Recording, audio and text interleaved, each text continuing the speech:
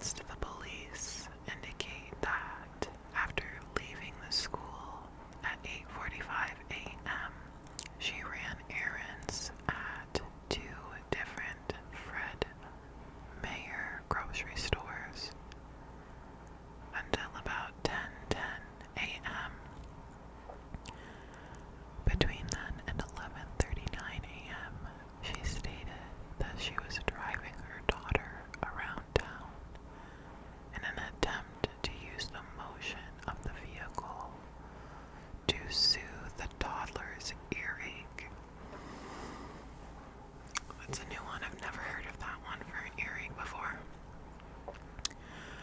Terry said that she then went to a local gym and exercised until about 12:40. By 1:21 p.m., she had arrived home and posted photos of Kyron at the science fair on Facebook, which I always question, like, how she was bringing her toddler to the gym. And apparently at this gym, they had a babysitter on site, which is I could only imagine how expensive this gym was to begin with. So, at 3:30 p.m., Terry and her husband, Kane, walked with their daughter, Kiara, to the bus stop to meet Kyron. The bus driver told them that the boy had not boarded the bus and to call the school to ask his whereabouts. Terry did so, only to be informed by the school secretary that, as far as anyone knew, Kyron had not been at school since early that day, and that he had accordingly been marked absent. The secretary, realizing that Kyron is obviously missing, called 911. Search efforts for Kyron were extensive and primarily focused on a 2-mile radius around Skyline Elementary and on Sophie Island, which was about 6 miles away. Law enforcement did not disclose their reasons for searching the areas where they did, which included that Sophie Island's bridge. Initially, the Horman family had refused to speak to the media, but on June 11th, 2010, the family held their first news conference. There, they would ask neighbors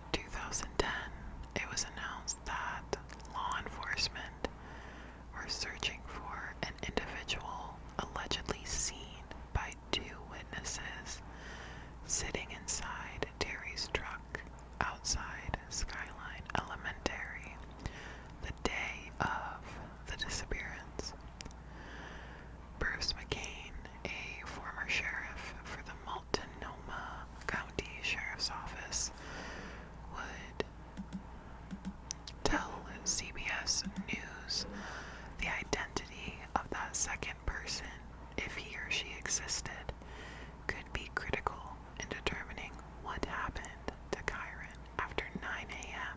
on June 4th.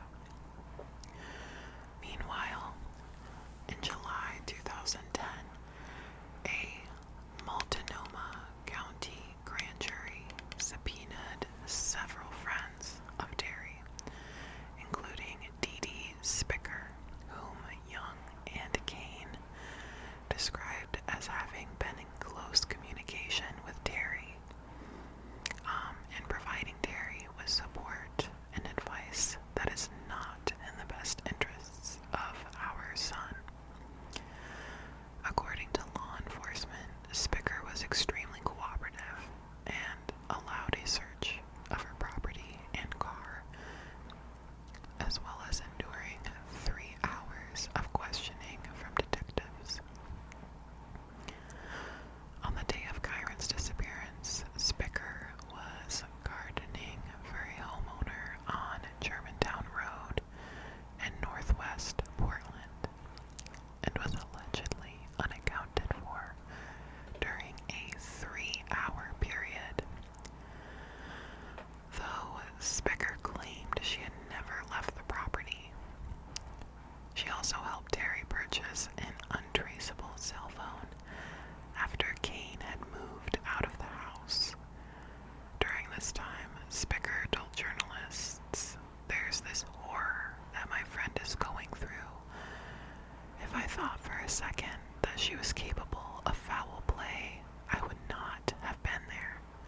She would not have been my friend in the first place." In early August 2010, Young, Kane, and the Skyline Elementary School principal were subpoenaed and testified during the grand jury hearing. In December 2010, it was reported that the grand jury had yet to provide compelling evidence, yielding a potential indictment. By November 29th, 2010, search efforts in Kyron's case had cost an estimated $1.4 million, according to county commissioners, and yielded 4,257 tips. More than 3 years after Kane first filed for divorce, the divorce between him and Terry became final on December 31st, 2013. Terry opened up about her stepson's disappearance for the first time nearly 6 years after he went missing in June 2010. Since Kyron vanished and Terry divorced from Kane, she moved back in with her parents. She moved back to their family home in Roseburg, Oregon. There she spent her days watching TV and playing video games. She doesn't have money or a career, one of her friends had told media sources. They also stated that Terry had not seen her daughter since 2010, when Kane was granted a restraining order against her.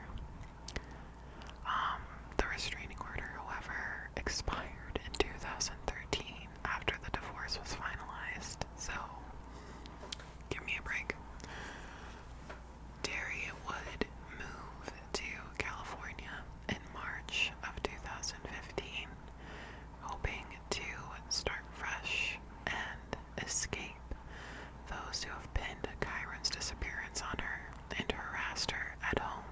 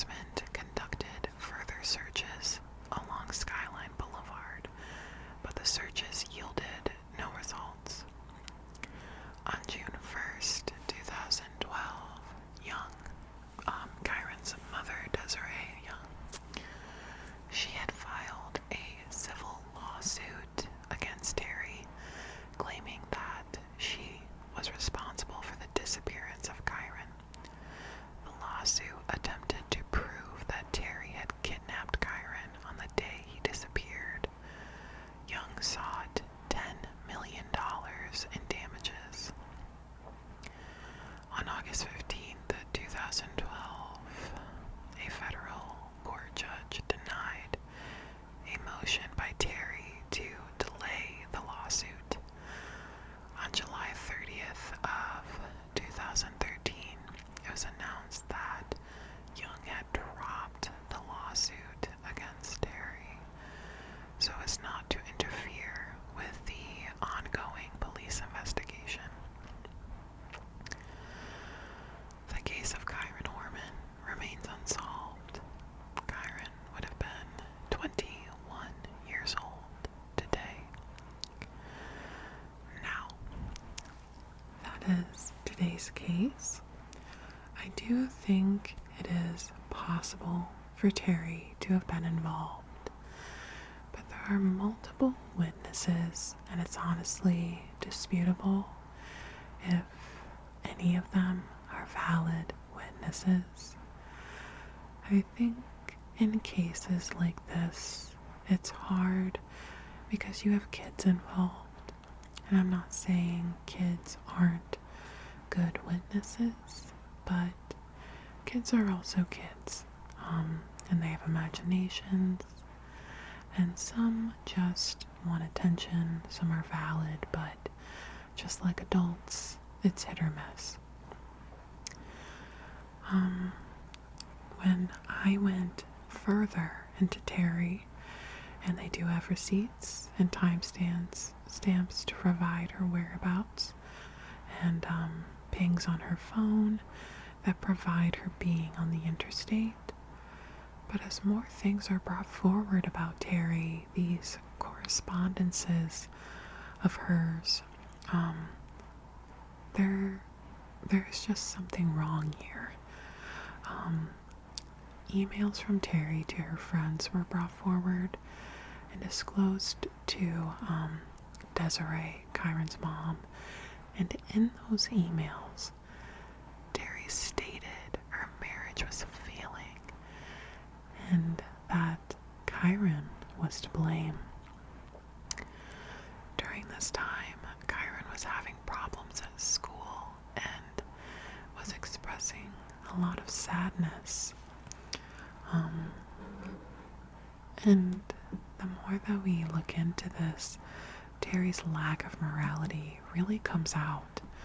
And it came out more as Desiree Young outed her on the Today Show. A year prior to Kyron's disappearance, Desiree and her husband were desperately trying to regain custody of Kyron, and Kyron had stated he wanted to live with his mother.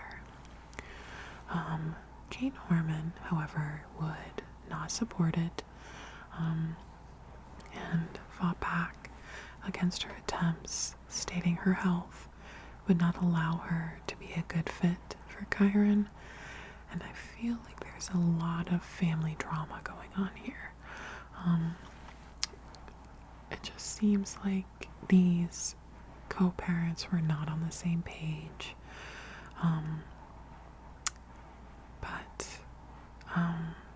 During all this, Terry was calling Desiree, begging her to take Kyron, due to Kyron being so upset about not living with his mother. When her emails prove she blamed Kyron for her failing marriage, she just wanted Kyron out of the house. It also came out after the investigation that Terry had a very bad drinking problem. A drinking problem that led to her conviction in 2005 for driving while intoxicated. Now, not only did Kyron Horman find out that his wife was plotting to kill him, but she was also texting his high school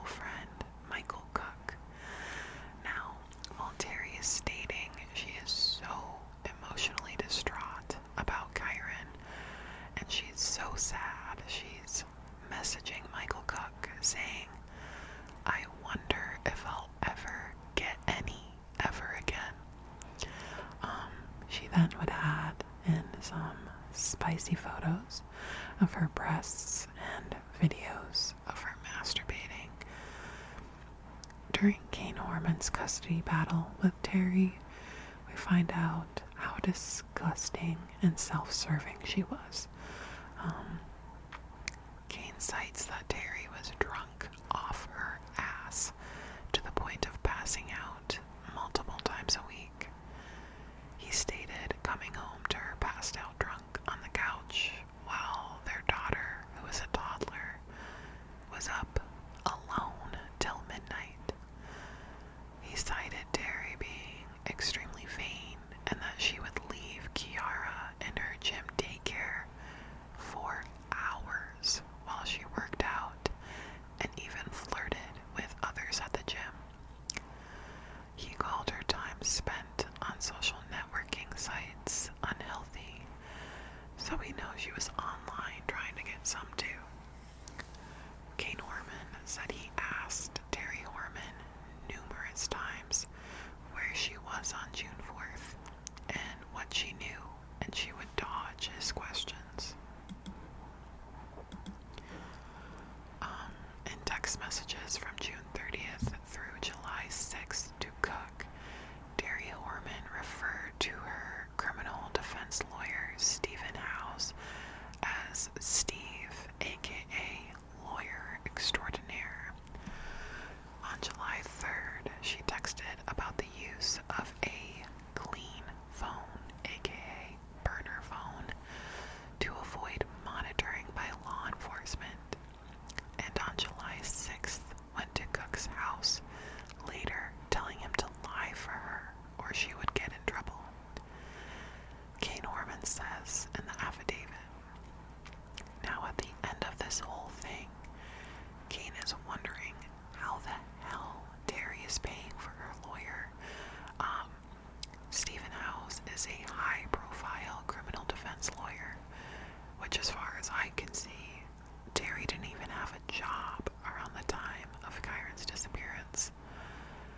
Now, I do believe that it is possible that Terry and her friend Dee Dee either killed Kyron and hid his body in the forest by the school.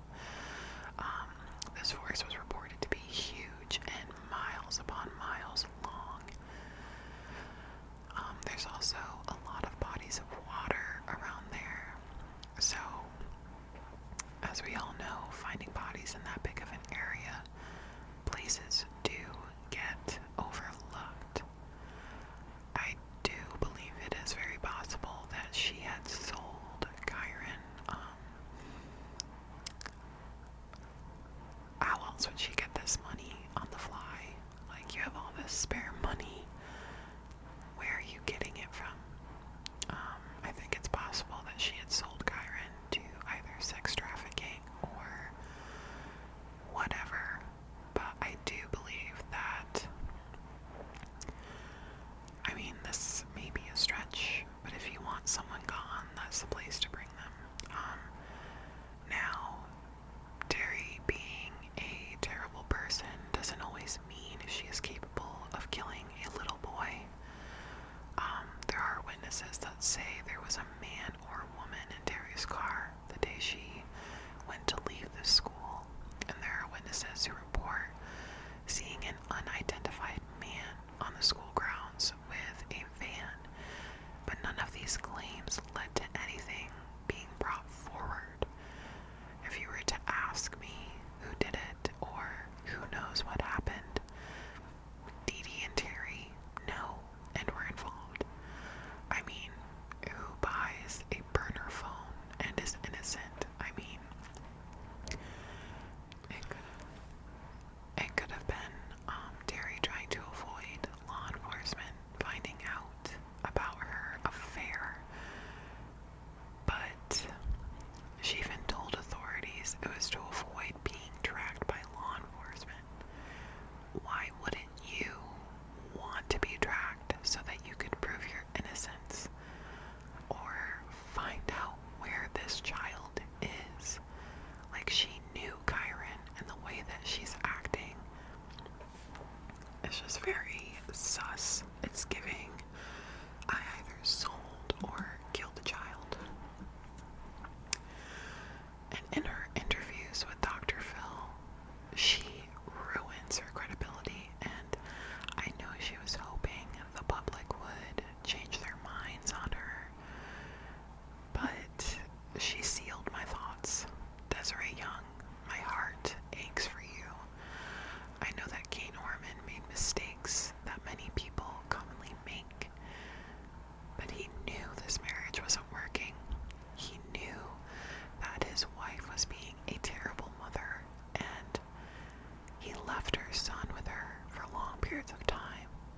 he was traveling for work, knowing she was dependent on alcohol. In my mind, this is just being irresponsible and not standing up for your child, let alone being selfish, and the point that Desiree and her husband were trying to take Kyron back, and it's just very abundantly clear that they were having marital issues. If you really truly cared about your child, you would put your child in a better situation. Kiara, she's kind of stuck there because that's you and Terry's child. But for Kane, he's old enough for Kyron, he's old enough to see your marriage falling apart. And it's already probably difficult on him enough that him and his biological mother are not together anymore. Like, if I ever came and this was my child, I would not be able to sleep or rest until I knew everything Terry knew, and the means I would go to get that information and know what happened to my child.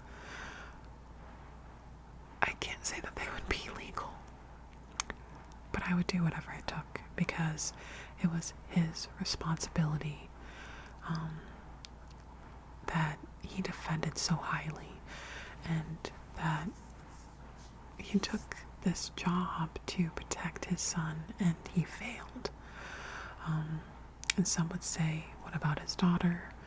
Well, if you were Kiara and looked up how your brother went missing and saw all of your father's shortcomings that are very blatantly laid out by the news, would you have respect for him? I would not. If I was Desiree Young, oh my God, I would be losing my mind. Because this is like one of those cases where you can just tell there's so much family drama here. And you can tell that Desiree, she was getting these calls from Kane's wife begging her to take her son. She comes to try and take her son. Kane says, no, it's fine. I can imagine how frustrating that is. And now to have that woman be blatantly involved. Bless the woman, because I would have been locked up. I would have. When it comes to children, it's just a very heavy topic. I know I got very heavy in this case, but this woman enrages me, and her smugness and actions just make me wish there's someone out there who has this information would come forward. Kyron deserves to be found, and someone knows where he is. And I hope in the future, hopefully soon, that these answers come out, because his story and his life deserve to have this information for all to see. And I just hope that whatever did happen, it was quick and painless, because it just breaks my heart to think about how he must have felt in this situation. You have a stepmother who blatantly doesn't want you, a dad that's traveling and gone most of the time, so you're stuck with this woman. It's just very sad. And I mean, Kyron Horman is trying to make up for that, but my respect is very little for this man, because he pushed this off too long. And I know it's hard to admit when your marriage is failing, and clearly he was cheating on his wife with this woman, but it's not about your ego or it's not about you. It's about your children and doing what's best for them. And it's difficult to make those decisions, but the outcome that could happen if you leave them undecided or on the back burner, these things come to a head. And unfortunately for Kyron Horman, the outcome was a disastrous one, and he will have to live with that for the rest of his life. So that is where we will leave this video. Thank you, Kimmy Cups, for recommending this video. Again, check out her channel. I have linked it below. And let me know your thoughts on this one. I know I got a little out of pocket in this one, but I feel like when someone loses a child or something happens with a child, I feel like we all come together in that heartbreak and frustration, because no one wants to see a child go through something like this. And I cannot say that enough. So, as always, my spooky friends, spooky dreams, and I will see you